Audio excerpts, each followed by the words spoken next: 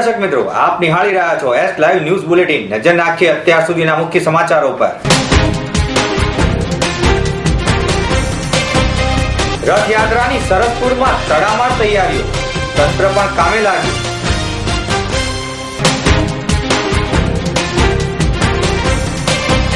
સુરતમાં કોંગ્રેસની બેઠક મળી, નેતાઓ પાઠ સાંભળવાને બદલે ઊંઘી ગયા।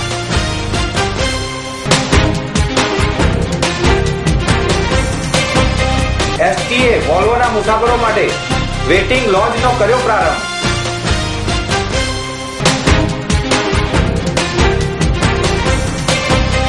ભાઈ બહેન સાથે મામાના ઘરે મોજ માણતા ભગવાન જગન્નાથજી।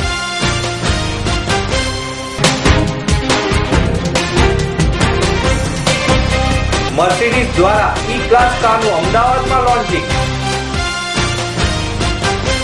અષાઢ સુદ બીજના દિવસે નીકળનારી ભગવાન જગન્નાથજીની રથયાત્રામાં દર વર્ષે સરસપુર ખાતે ભગવાનનું મામેરું કરવામાં આવે છે। હાલ ભગવાન મામાના ઘરે છે અને અહીં મામેરાની તમામ તૈયારીઓ પૂર્ણ કરી લેવામાં આવી છે। આજે સાંજથી જ મામેરાના દર્શન પણ થઈ શકશે। જગન્નાથ મંદિરથી સરસપુર સુધી નીકળતી રથયાત્રાની સ્વાગત માટેની તમામ તડામાર તૈયારીઓ થઈ ચૂકી છે।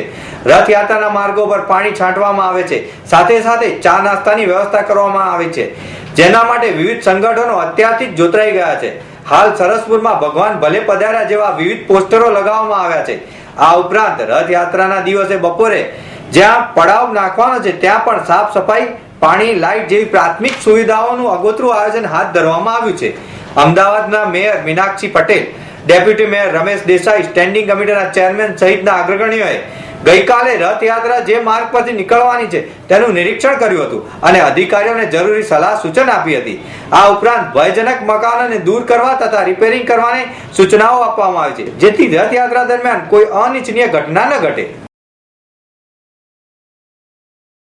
ગુજરાત પ્રદેશ કોંગ્રેસના નવનિયુક્ત પ્રભારી ગુરુદાસ કામતે સુરતમાં યોજાયેલી પ્રદેશ સમિતિની બેઠકમાં હાજરી આપી હતી।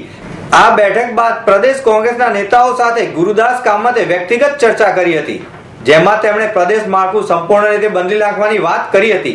કામતે દરેક નેતાઓ પાસે નિષ્ક્રિય હોદ્દેદારોના નામ અને નવા ઉમેરવાના હોદ્દેદારોના નામ માંગ્યા, જેથી આગામી દિવસોમાં ગુજરાત પ્રદેશ કોંગ્રેસના માળખામાં મોટા પાયે ફેરફાર થવાની શક્યતાઓ છે।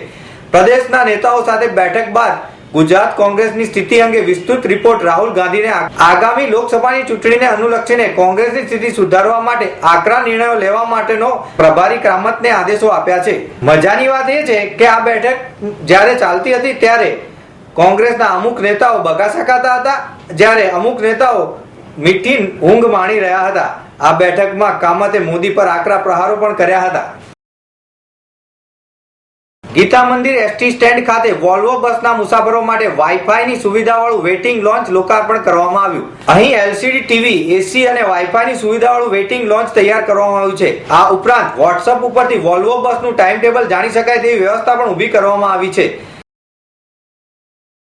એસટી નિગમે 2010માં સ્વર્ણિમ વર્ષમાં એક ગોલ્ડન ગોલ નક્કી કર્યો હતો। ગોલ્ડન ગોલ અંતર્ગત અમે 10 વોલ્વો બસ સેવા શરૂ કરી હતી 2010માં। તે અન્વયે પ્રજાનો સુંદર પ્રતિસાદ સાંભળતા પ્રવાસી જનતાને વધુ સારી સેવા આપી શકાય તે માટે એસટી નિગમ તરફથી ગીતા મંદિર ખાતે આ સ્વર્ણિમ એક્સપ્રેસ બસ સેવા માટેનું એક વેઇટિંગ લોન્ચ, જે એર કન્ડિશન છે, જેમાં વાઈફાઈની સુવિધા છે, જેમાં ન્યૂઝપેપર મળે છે અને પબ્લિક કે જે વોલ્વોની પ્રવાસી છે તેને બસમાં થોડો સમય હોય તો શાંતિથી મુસાફરી માટે આરામથી અહીં બેસી શકે તે માટેની આ સુવિધા શરૂ કરેલ છે, જેનું લોકાર્પણ આજે કરવામાં આવ્યું હતું। એસટી બસમાં દૈનિક 5 લાખ મુસાફરો માટેની હેલ્પલાઇનનો પણ પ્રારંભ કરવામાં આવ્યો હતો। ભગવાન જગન્નાથજી અને ભાઈ બલભદ્ર તથા બહેન સુભદ્રાજી હાલ મામાના ઘરે એટલે કે સરસપુરમાં છે। અહીં સરસપુરમાં ભવ્ય ઉત્સાહ જેવો માહોલ સર્જાયો છે। ભાણેજ મામાના ઘરે પધારે ત્યારે તેને અનેક લાડ લડાવવામાં આવે છે, તો અહીં તો ખુદ ભગવાન ભાણેજ બનીને આવ્યા છે, એટલે માહોલ કેટલો ભક્તિમય અને ઉત્સાહપૂર્ણ હોય તે કલ્પી શકાય તેમ છે। આ સરસપુર રણછોડરાયજી મંદિર છે, ભગવાન જગન્નાથજીનું મોસાળ કહેવાય છે। આ 136મી રથયાત્રા છે। આ વર્ષે પણ ભગવાન એ મોસાળમાં પધારેલા છે। અત્યારે હાલ રણછોડરાયજી મંદિરની અંદર ભગવાન જગન્નાથજી બિરાજેલા છે। આ વર્ષે મોસાળમાં ભગવાનને વાસ્તે ગાસ્તે બેન્ડ વાજા બગી સહિત આ વખતે લાવવામાં આવેલા અને અત્યારે હાલ મંદિરની અંદર સવાર સાંજ 2 ટાઈમ ભજનના પ્રોગ્રામનું આયોજન કરેલું છે. સવારે ભજન મંડળ રણછોડજી મંદિરનું હોય અને સાંજે સરસપુરના રોજ નવા મંડળો બોલાવવામાં આવે છે અને મંદિરના અંદર ભજનનો પ્રોગ્રામ થઈ રહ્યો છે. સરસપુરની પબ્લિકમાં અત્યારે એટલો બધો ઉત્સાહ છે કે ન પૂછો વાત. મંદિરે સવાર સાંજ અવિરત પબ્લિકનો ધસારો છે અને ખૂબ જ ભક્તો દર્શનાર્થે આવી રહ્યા છે. મોસાળાની અંદર કૃષ્ણ, બળદેવ, સુભદ્રાજીના 3 મોટા ચાંદીના સોનાના પ્લેટવાળા હાર હોય છે, સોનાની બુટ્ટી, સોનાની ચૂની, સોનાની વીંટી, એ સિવાય ચાંદીની પગની પાયલ, ટીકો, પગની માટલી, આવા અનેક આભૂષણોથી ત્રણેય ભગવાનને નવાજવામાં આવે છે. સરસપુર વાસીઓ ભગવાન જગન્નાથજીને રોજ વિવિધ ભોજનો બનાવી ધરાવે છે. આ ઉપરાંત સવાર સાંજ ભજન કીર્તન કરવામાં આવે છે. આ ભક્તિમય વાતાવરણનો નજારો કંઈક ઓર જ હોય છે. લક્ઝરી કાર સેગમેન્ટમાં હવે સેડાન બાદ જેની સૌથી વધુ રાહ જોવાતી હતી તે મર્સિડીઝ બેન્ઝ દ્વારા અમદાવાદમાં ઈ ક્લાસ મોડેલ રજૂ કરવામાં આવ્યું છે. નવું ઈ ક્લાસ મોડેલ સ્પોર્ટી લુક ધરાવે છે. આ કાર 2 વેરિયન્ટમાં ઉપલબ્ધ છે અને અમદાવાદમાં E250 CDI એવેન્ટ ગ્રેટ કિંમત એક્સ શોરૂમમાં 45 લાખની છે, જ્યારે E200 CI પેટ્રોલની કિંમત 42 લાખ રાખવામાં આવી છે. કંપનીએ 250 CDI ની મર્યાદિત આવૃત્તિ લોન્ચ કરી છે, જેની કિંમત 51 લાખ રહેશે. The new E-Class, it's an E-Class in top form. So Mercedes-Benz E-Class stands for design, it stands for refined sportiness, it is of course intelligent drive, and it's comfort. It's the all known quality and safety you can expect from every Mercedes-Benz. Now the E-Class comes with all the assistance systems, the latest developments what are available in the market. આજે મને બહુ આનંદ અને અનુભવ થાય છે કે આજે ગુજરાતમાં સૌ પ્રથમ આપણે અહીંયા નવા ઈ ક્લાસનું લોન્ચ કર્યું છે અને એનો રિસ્પોન્સ ઈ ક્લાસ ઓલરેડી ગુજરાતની માર્કેટમાં બધા કસ્ટમર્સને બહુ વેલ રિસીવ છે અને આજે નવી ગાડી જે આવી છે એનું રિસ્પોન્સ વી આર એક્સપેક્ટિંગ કે આ બહુ સારો જશે અને આપણું નેટવર્ક જે છે બેન્ચમાર્ક કાર્સ લેન્ડમાર્ક ગ્રુપનું જે અત્યારે આપણે અમદાવાદમાં છીએ, સુરતમાં છીએ, બરોડામાં છીએ અને રાજકોટમાં આપણે શોરૂમ ચાલુ કરીને કરવા જઈ રહ્યા છીએ. એટલે બધા કસ્ટમર્સની નજીક જઈ રહ્યા છીએ જેનાથી આફ્ટર સેલ્સ અને સર્વિસ અને સ્પેર પાર્ટ્સની અવેલેબિલિટી મળી જાય એના માટેનું આ પ્રયત્ન કરી રહ્યા છીએ અને આપણા નંબર બધા બહુ સરસ થઈ રહ્યા છે.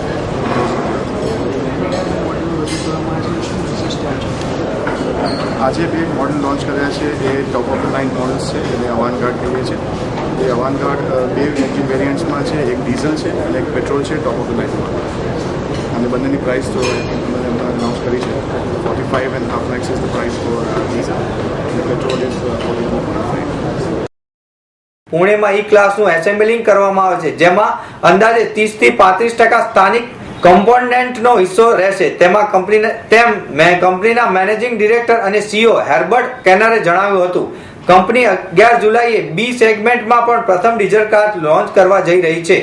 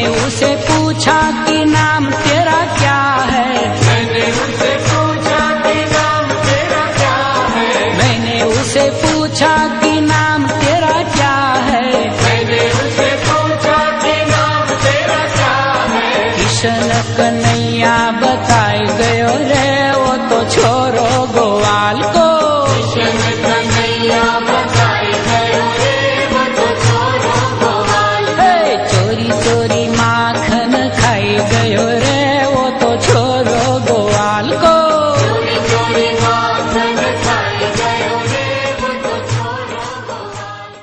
તો મિત્રો આ હતા અત્યાર સુધીના મુખ્ય સમાચાર. સમાચારની ખાસ ગતિવિધિ માટે આપ નિહાળતા રહો એસ લાઈવ ન્યૂઝ બુલેટિન. નમસ્કાર.